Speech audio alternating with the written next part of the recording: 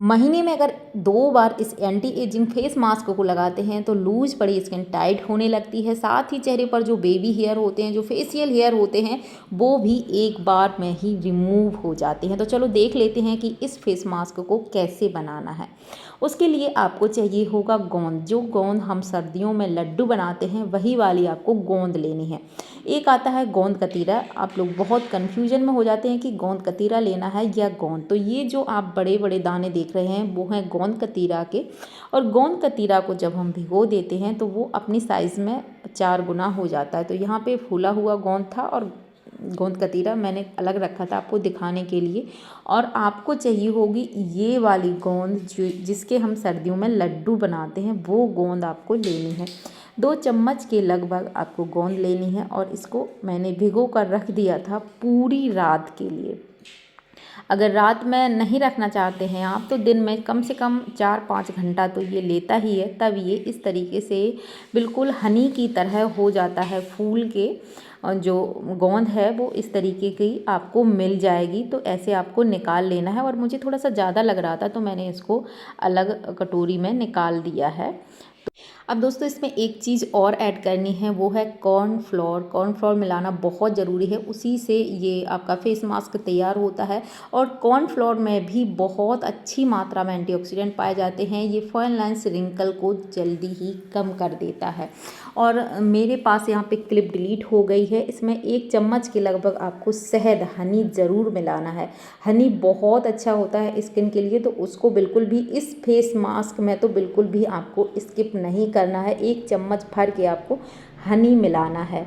अगली चीज़ है coffee powder. Coffee में काफ़ी अच्छे मात्रा में एंटीऑक्सीडेंट होते हैं जो आपकी स्किन को बहुत अच्छे से शाइनी और ग्लोइंग बनाते हैं। साथ में रिंकल्स, झुर्रियों को दूर करता है।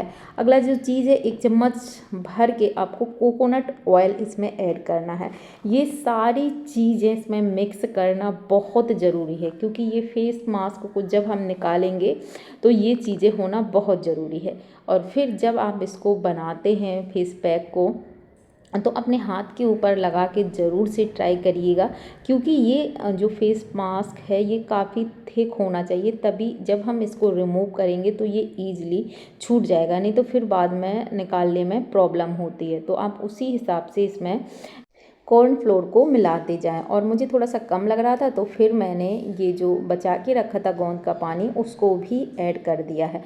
और दोस्तों ये जो गोंद का पानी है ये थोड़ी मात्रा में, ज़्यादा मात्रा में नहीं, थोड़ी मात्रा में आप कोई भी फेस पैक बनाते हैं उसमें मिलाते हैं तो ये एंटी एजिंग का काम करता है। स्किन को बहुत अच्छे से ये टाइट करता है।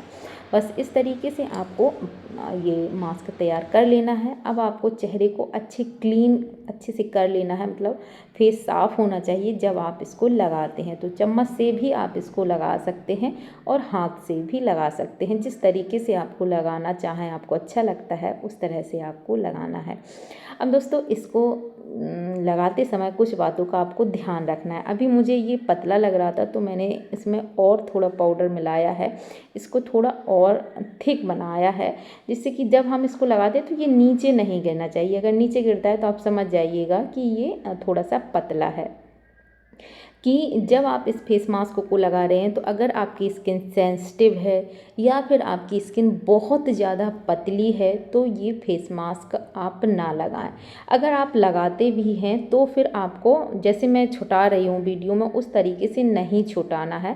आपको नॉर्मल पानी से धुल देना है क्योंकि अगर स्किन पतली रहेगी और इसको हम खींचते हुए निकालेंगे तो वो आपकी स्किन को नुकसान पहुँचा सकता है अगर स्किन सेंसिटिव है तो। क्योंकि जब इस तरीके से खींचेंगे तो फेशियल हेयर, बेबी हेयर हैं वो भी निकलेंगे तो चेहरा इससे लाल भी हो जाता है।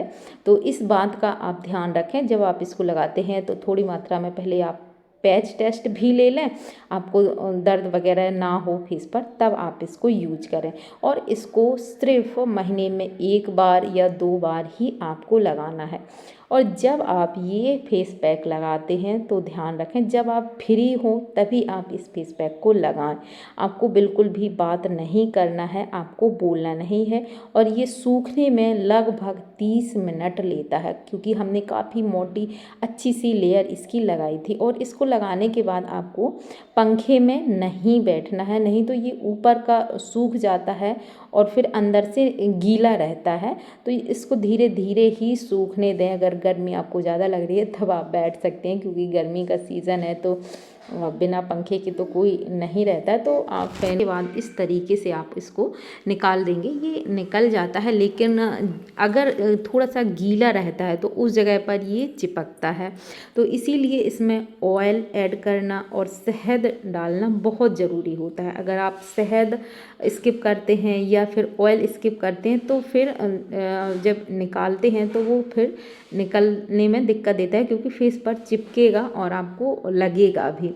और जब इस तरीके से हम निकालते हैं तो हेयर तो जाते ही हैं, तो हल्का सा रेडनेस चेहरे पर आता है और साथ ही लगता भी है। तो आप एक काम करिएगा, अगर आपको ज़्यादा लगता है तो नॉर्मल पानी से भी आप धुल सकते हैं। इस तरीके से आपको इसको निकालने की कोई ज़रूरत नहीं है, नॉर्मल पानी से भी धुल लेंगे तब भी ये निकल जाएगा। लेकिन इस तरीके से निकालने से जो चेहरे पर डेड स्किन होती है, छोटे छोटे रोए होते हैं, तो वो भी निकल जाते हैं और फेस एकदम से क्लीन एंड क्लियर दिखने लगता है। तो मैंने जितना मुझसे निकला वो मैंने पूरा ऐसे ही इसको निकाल दिया था। थोड़ा सा टाइम ज़रूर लगता है और आप देख सकते हैं सूखने के बाद ये किस तरीके से मतलब ऐसे लग रहा है जैसे कि कोई पन्नी वगैरह हमने अपने फेस के ऊपर लगाई है। तो ये काफ़ी अच्छा एंटी एजिंग फेस मास्क रहता है। मैंने पिछली बार भी पिछली गर्मियों में आप लोगों के साथ इसको शेयर किया था। ईज़िली धीरे धीरे ही आप इसको निकालें, जल्दी बिल्कुल भी ना करें। और अगर आप इसको यूज करते हैं तो अपना फीडबैक हमारे साथ ज़रूर शेयर करिएगा। और जब रोए निकलते हैं ना तो लगता तो है ही, मुझे भी काफ़ी इसमें मतलब जब मैं कम ही इसको लगाती हूँ, महीने 2 महीने में एक बार ही इसको ट्राई करती हूँ, तक निकल जाते हैं। और जब फेशियल हेयर निकलते हैं तो लगता तो है ही। और जहाँ पे ये गीला रहता है तो आप हाथ से भी अगर इसको मसलते हैं तो वो निकल जाता है। और जब वो निकलता है तो बेबी हेयर होते हैं जिनको अपर लिप्स के ऊपर हेयर हैं तो वो निकल जाते हैं। लेकिन मैं यही कहूँगी कि आपको ज़्यादा इसका ओवर यूज़ नहीं करना है कि ना आपको लगे कि इससे तो जो हेयर हैं वो निकल रहे हैं, तो आप बार बार इसको लगाएं। अगर दाने पिंपल आपको आते हैं तो भी आप इसका कम यूज करें। जिनको ब्लैक हेड्स वाइट हेड्स हैं तो वो इससे रिमूव होते हैं। लेकिन दाने पिंपल हैं तो आप समझ सकते हैं, इससे स्किन जो डेड स्किन है वो भी निकलती है, तो उनको थोड़ा सा दर्द हो सकता है, लग सकती है। तो ये आपको अपने हिसाब से करना है। और हो सकता है कि कुछ लोगों को सूट भी ना करे, तो ये स्किन के ऊपर होता है कि हर किसी को हर चीज़ सूट नहीं करती है। तो पैच टेस्ट ज़रूर से ले लें जब भी आप इसका यूज करते हैं। तो जितना मुझसे हुआ वो मैंने निकाल दिया था और फिर पानी से धुल लिया था। तो पानी से भी अगर आप इस तरीके से आपको लगता है और आप नहीं निकाल पा रहे हैं तो बिल्कुल आप सिर्फ पानी से ही इसको निकाल दीजिए। पानी से ही निकल जाता है, थोड़ी छींटा मारिएगा पानी के और इसको हल्के हाथों से मसलेंगे तो धीरे धीरे ये पूरा फेस पैक आपका निकल जाएगा और चेहरा एकदम से सॉफ्ट हो जाता है, क्लीन एंड क्लियर हो जाता है। लेकिन अगर आप कहीं जा रहे हैं, कहीं आपको बाहर जाना है तो ये फेस मास्क ट्राई मत करिएगा। एक दिन पहले आप लगा सकते हैं, लेकिन आज आपको जाना है तो आज ही ना लगाएं, क्योंकि हल्का सा आपको दिख रहा होगा चेहरा लाल हो जाता है, हल्का सा रेडनेस। क्योंकि देखो जब बाल निकलते हैं तो वो तो रेडनेस चेहरे पर हल्की फुल्की आती ही है। उसके बाद मैंने यहाँ पे एलोवेरा जेल लगाया है। एलोवेरा जेल या बोरो प्लस ज़रूर से लगाएं।